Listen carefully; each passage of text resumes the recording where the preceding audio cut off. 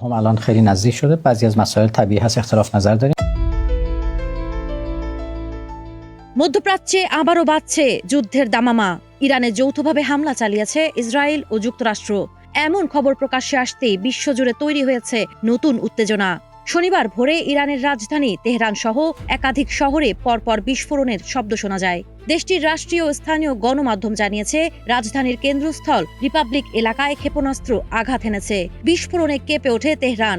এই হামলার পর সবচেয়ে বড় প্রশ্ন ছিল ইরানের প্রেসিডেন্ট মাসুদ পেজেশকিয়ানের নিরাপত্তা নিয়ে। তবে ইরানের রাষ্ট্রীয় সংবাদ সংস্থা জানিয়েছে, প্রেসিডেন্ট সম্পূর্ণ নিরাপদ আছেন এবং তার কোনো ক্ষতি হয়নি।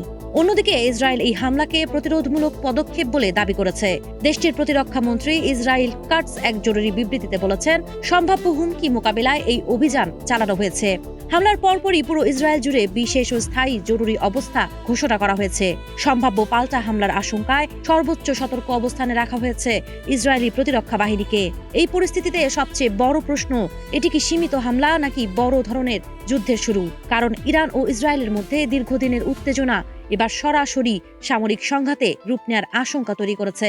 মধ্যপ্রাচ্যের এই নতুন উত্তেজনা এখন শুধু আঞ্চলিক নয়, পুরো বিশ্বের নিরাপত্তা ও স্থিতিশীলতার জন্য বড় এক সতর্ক সংকেত।